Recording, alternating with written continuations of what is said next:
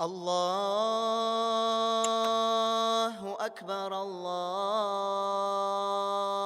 أكبر الله أكبر الله.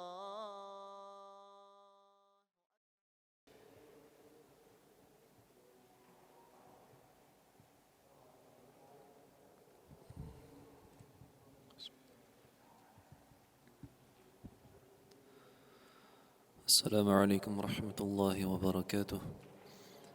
بسم الله الرحمن الرحيم. الحمد لله والصلاة والسلام على رسول الله وعلى آله وأصحابه ومن والاه وبعد. Альхамдулиллахи, хвала Аллаху Всевышнему Субханаху ва Тааля, милостью которого мы живем, мы дышим, пользуемся несметными благами этого мира, и милостью которого вновь смогли собраться в мечети, в наилучшем месте на земле, в одном из домов Всевышнего Аллаха Субханаху ва Тааля, в здравии, в спокойствии, в мире, чтобы изучать Его книгу, которая была ниспослана нам для размышления над ней и для руководства. И продолжаем с вами изучение суры Аль-Кахф, пещера. И прошлая лекция была посвящена истории или примеру, который Всевышний Аллах Субханаху ва Тааля привел о двух людях, один из которых обладал двумя садами, богатством, но проявлял высокомерие, обольщение и неверие в отношении своего Господа. И, как итог, в конце сказано, что все его сады были погублены, его плодами, его плоды постигло бедствие, и он уже тогда, отчаявшись, перебирая эти плоды, богатства, которые у него были, он тогда уже раскаялся в содеянном. И сегодня продолжается эта же тема. Тема обольщения человека мирскими богатствами и благами. И это всегда было одним из основных причин, по которой который мешает человеку размышлять и задумываться о вопросах религии. Это его обольщение тем богатством, теми благами, которыми он обладает. Зачем, говорит, мне все это? Ведь у меня все хорошо. Что это мне даст? У меня есть крыша над головой, я ем вдоволь различной пищи, езжу на хороших машинах, автомобилях, у меня семья, у меня дети. Зачем меня лишний раз себя чем-то утруждать, задумываться о каких-то вопросах? И это было во все времена. Во все времена всегда люди, имеющие власть, богатство, благосостояние, им вот это благосостояние мешало раскрыть свое сердце и разум к пониманию религии. А те же люди, которые не были этим ослеплены, не были этим обольщены, их сердца были мягче, их сердца, их разум не был испорчен и ослеплен. И поэтому мы знаем, большинство последователей пророков это были простые люди, бедные, не обладающие той властью, могуществом и богатством. Ведь могущество и богатство, оно развращает человека. И те же многобожники, те же мушрики во времена пророка, саллаллаху алейхи вассалям, они были из тех, которые обольщались своим положением. И вот Аллах, субханаху ва тааля, обращаясь к пророку Мухаммаду, саллаллаху алейхи вассалям, говорит: «Вадриб лахум матхаля аль-хаяти ад-дунья». Приведи им в пример их мирскую жизнь, которой они обольщаются, добычей, богатства которых они заняты все свое время. كَمَاءٍ أَنزَلْنَاهُ مِنَ السَّمَاءِ. Их жизнь – это подобно воде, которая не сходит с небес. فَاخْتَلَطَ بِهِ نَبَاتُ الْأَرْضِ فَأَصْبَحَ هَشِيمًا تَذْرُوهُ الرِّيَاحُ. И по причине этой воды растения на земле, они смешиваются, то есть их количество растет. Появляются различные виды растений, цветов, деревьев. Однако потом эти все растения становятся сухой жатвой, пылью, которую поднимает ветер и разбрасывает по разным местам. وَكَانَ اللَّهُ عَلَى كُلِّ شَيْءٍ مُقْتَدِرًا. И воистину Аллах над всякую вещью мощен, обладает силой и могуществом. Что говорит Аллах? Приведем в пример эту их мирскую жизнь. Во-первых, хаяту дунья. Можем сразу пояснить само слово дунья. Дунья, мы по-татарски тоже говорим, арабское, и имеет корень арабский глагол дана, быть близким. И отсюда и название хаяту дунья, жизнь близкая. Потому что мы в ней живем, она ближе всех других жизней, которые нам предстоит пройти. А это помимо дунья, после смерти нас ожидает еще барзах, жизнь загробная. И затем, когда наступит судный день и будет воскрешение, уже будет аль-ахира, последнее, самое дальнее от нас. И говорит Аллах Субханаху ва Тааля, и вот эта мирская жизнь, близкая жизнь, которую вы проживаете, она подобна воде, которая не сходит с неба, то есть дождю. Дождь не сходит, и растения по причине этого дождя смешиваются, растут, появляются различные виды, прекрасные. Мы все это видим, наблюдаем весной, летом. Выйдем только в поле там за ягодами, что мы там только не увидим, да? Глаза радуются, диву даются всей этой красоте, которую Всевышний Аллах Субхану ва Тааля сотворил. Столько цветов, столько запахов, столько разных видов, плодов, деревьев. Все это появляется, когда не сходит дождь, то есть дается жизнь. Но затем, что со всем этим происходит? Сейчас осенью что мы наблюдаем? Вся эта красота, которая была летом, вся эта жизнь, она угасает. Мы видим, листья желтеют, трава сохнет, и ветер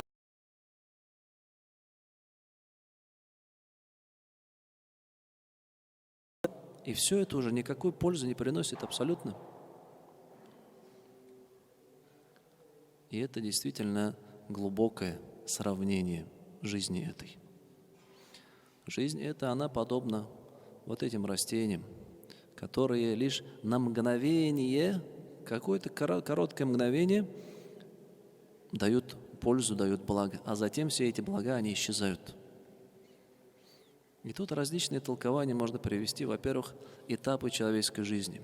Он расцветает, достигает зрелого возраста, время силы, могущества, знания, понимания, мудрости, а затем все это начинает угасать. Он стареет, он все это теряет. И все, и вся эта мирская жизнь уже не приносит ему никакой радости. И также это, если в общем посмотреть, он живет в этом мире, набирает, собирает богатство.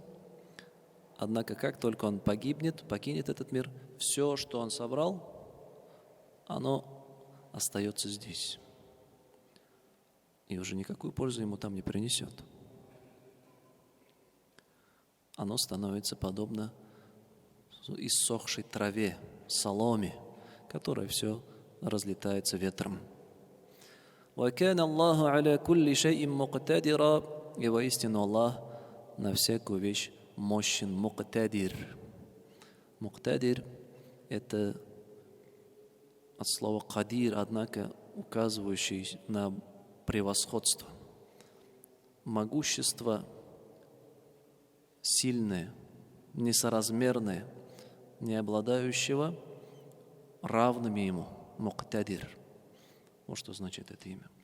То есть Всевышний Аллах Субхану ва Тааля, Он способен все это сотворить, Он дает жизнь, Он дает вам в этом мирском мире блага, и Он же тот, который все это забирает, умерщвляет, и Он же способен заново опять вас воскресить для отчета и для спроса. И далее Аллах Субхану ва Тааля говорит: «Аль-малу валь-бануна зинатуль хаяти дунья».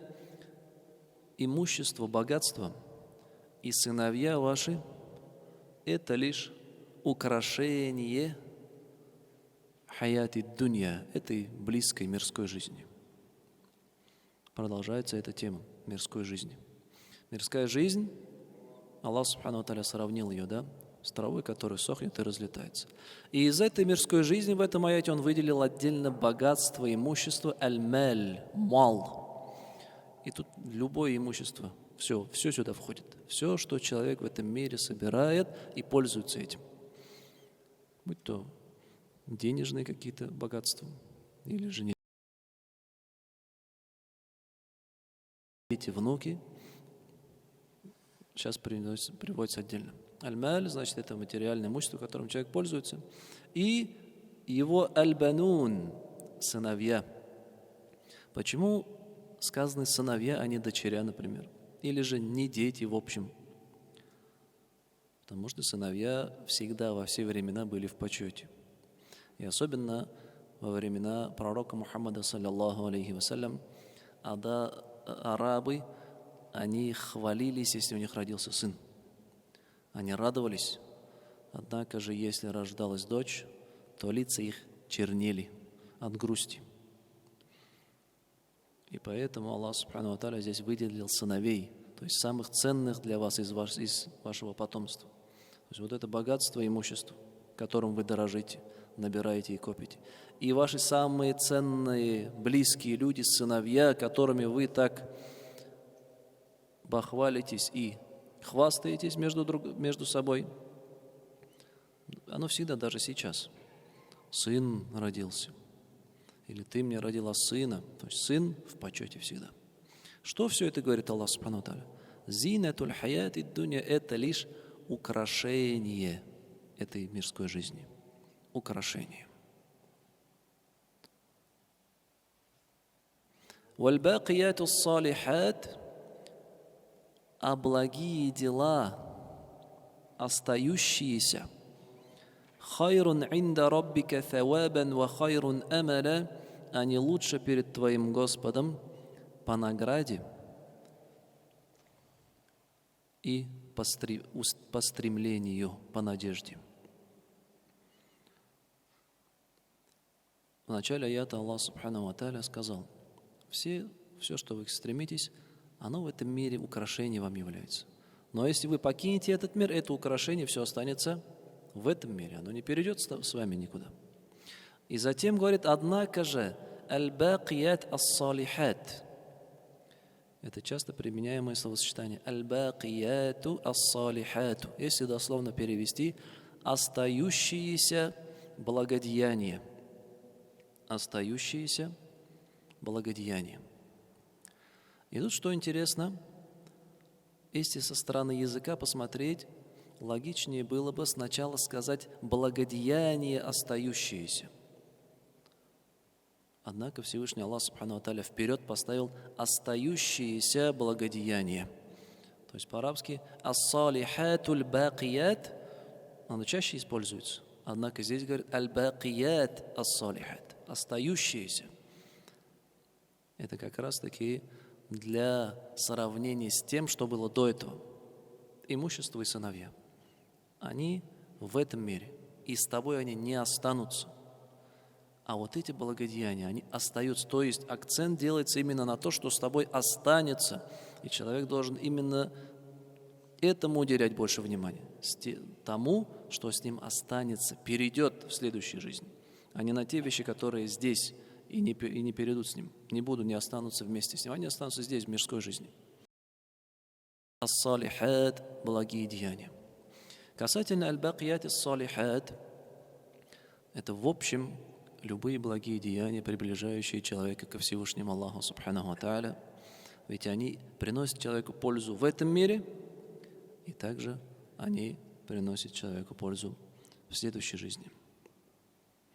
Однако также есть толкование, переходящее от хадисов и сподвижников, особенное, что под аль-бакият, ас-салихат подразумевается слова поминания Аллаха Субханаху ва Тааля. Какие? Субханаллах, альхамдулиллах, ла илляха илляллах и Аллаху Акбар.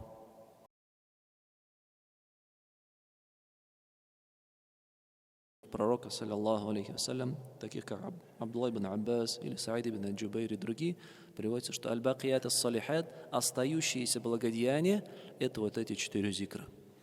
Субханаллах, альхамдулиллах, ла илляха илляллах и Аллаху Акбар. Следовательно, нам почаще надо произносить эти слова. Ведь они останутся с тобой и перейдут в следующей жизни. И они лучше в своем thawabе, награде. Чем они лучше? Тем, что их награда не ограничивается этим миром. Ведь благодеяние приближает тебя ко Всевышнему Аллаху Субхану ва Тааля, и Он тем самым оказывает тебе свою поддержку.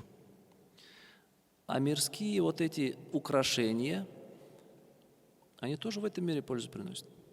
Но в отличие от мирских, аль-бакият ас-салихат, они еще и в ахирате, в следующей жизни приносят пользу. Их награда увеличивается 10 раз, а то и 700 раз. Зикры имеют вес на весах в судный день. А то имущество, богатство – это лишь, наоборот, отягощает тебя и удлиняет время твоего спроса. Ведь чем большим ты обладаешь, тем больше спрос. И поэтому богатые, обладающие имуществом люди, они позднее всех войдут в рай. Ведь они будут за все это отвечать. وَخَيْرٌ أَمَلًا, и они, эти благодеяния, они лучше стремлением и надеждой их достижения. Ведь мирские блага и имущество – это надежда на получение того, у чего у тебя нет гарантии. Ты работаешь, пашешь, надеешься, что заполучишь какое-то богатство, однако у тебя нет гарантии это получить. Может, ты завтра умрешь, все, и у тебя не будет этого. Или тебя с работы уволят, и ты не получишь это имущество. А вот эти благодеяния, у них есть гарантия. Кто дает гарантию? Аллах Субхану ва Тааля. Он гарантирует награду, блага тем, кто совершает эти благие деяния. А в этом мире человек стремится, но оно ненадежное это стремление. А стремление к благам ахирата, оно надежное и гарантировано. Вот что означает хайрун thawabан ва хайрун амаля. Лучше в награде, потому что польза от благих дел и в этом мире, и в ахирате. И лучше в своем стремлении, в надежде, ведь это стремление, оно гарантированно дает тебе пользу. И далее Аллах Субхану ва Тааля говорит: وَيَوْمَ نُسَيِّرُ الْجِبَالَ وَتَرَى الْأَرْضَ بَارِزَةً وَحَشَرْنَاهُمْ فَلَمْ نُغَادِرْ مِنْهُمْ أَحَدًا. И в день ты увидишь, как горы придут в движение. И увидишь, что земля станет ровной и плоской, и мы воскресим их, никого не упустив в этот день. Тут Аллах Субхану ва Тааля продолжает участь этой мирской жизни. Что произойдет со всем этим?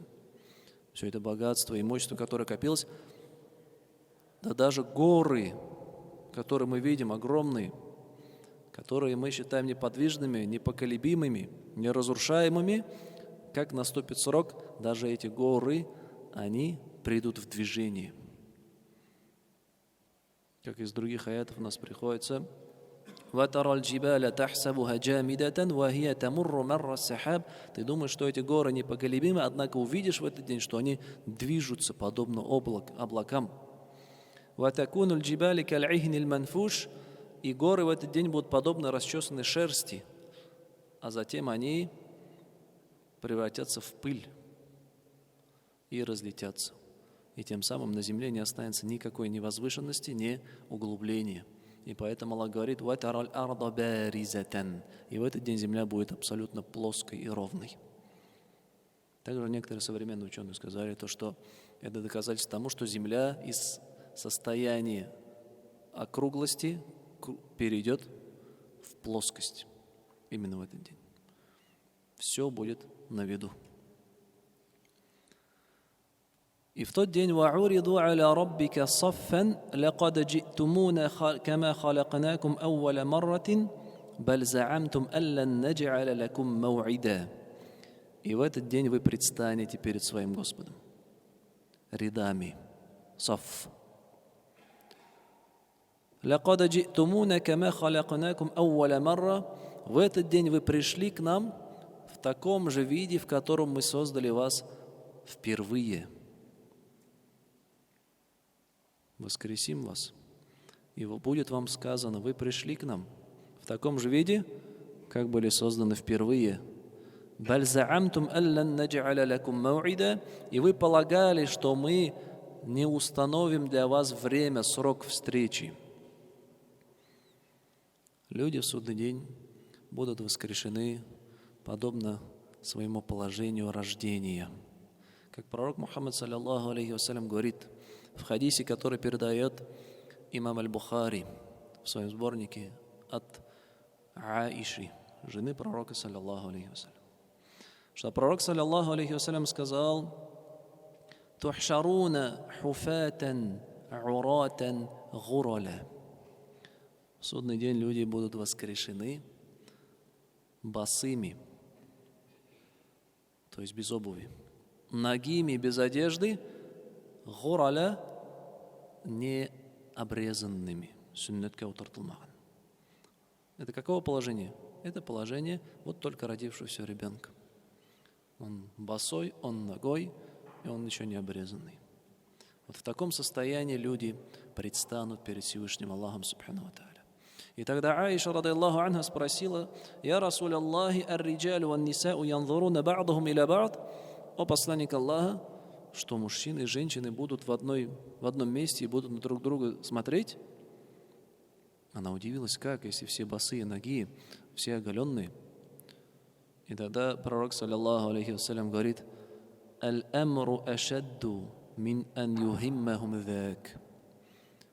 Воистину, положение в тот день куда страшнее и серьезнее, чтобы их беспокоило наличие вокруг себя нагих людей.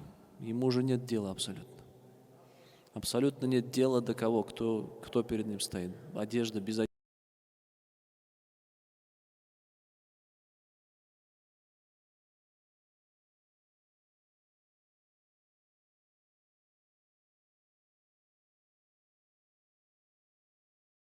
Переживания, но они не пьяные. «Вамахум бисукара». Поэтому нет никого, абсолютно никакой будет. Дело не будет до того, кто рядом с ним стоит и какой он там, в одежде или без. Потому что суд будет очень строгим, и каждый будет переживать лишь за себя.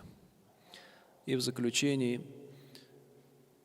Аллах Субхану ва Тааля говорит: «Вавуди'а аль-китабу фатара аль-муджримина мушфикина мимма фихи». И в этот день раздадут книги. Что за книги? Книги, где записаны дела людей. И увидишь, как грешники в страхе будут мимма фихи, от того, что написано в этих книгах. Ведь они знают, что там, что их ждет.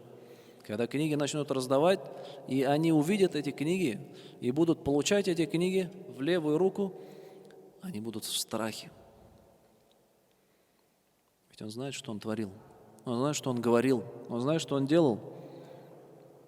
И скажут: «Ваякулуна я вайлятана», и скажут: горе нам. «Ма ли хаза аль-китаби», что же это за книга такая? Что с ней не так? لا يغادر صغيرة ولا كبيرة إلا أحصاها. Она не упустила ни малое, ни великое, все учтено. Ни малое дело, ни великое дело, ничто не упущено. Ахсаха, все в этой книге учтено и записано. وَوَجَدُوا مَا عَمِلُوا حَاضِرًا, и они непременно обнаружат то, что они совершали. وَلَا يَظْلِمُ رَبُّكَ أَحَدًا, и твой Господь не проявляет несправедливости ни к кому. В этот день будет полнейший адль, справедливость. Аллах Субхану ва Тааля говорит: وَنَضَعُ الْمَوَازِينَ الْقِسْطَ, в этот день мы установим справедливые, точные весы. لِيَوْمِ الْقِيَامَةِ فَلَا تُظْلَمُ نَفْسٌ شَيْئًا, в день стояния, и ни одна душа, она не будет ущемлена или не поступит с ней несправедливо. Каждое дело, будь оно малое или большое, человек его увидит.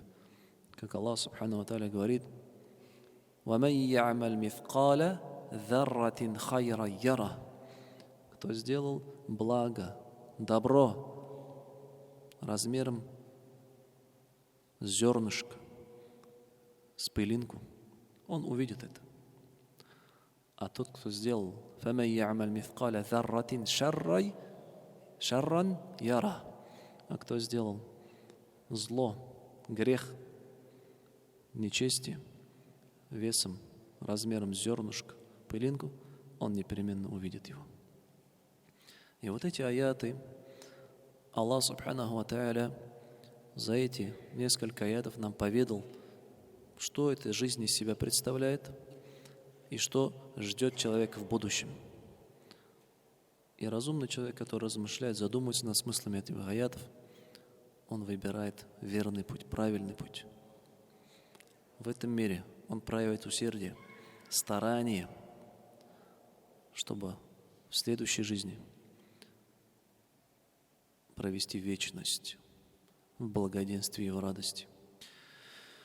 На этом мы завершим. Субханак Аллахумма бихамдика, ашхаду ан ла илаха илля анта, астагфирука ва атубу илейк. Ассаламу алейкум ва рахматуллахи ва баракатух. Аллаху акбар, Аллаху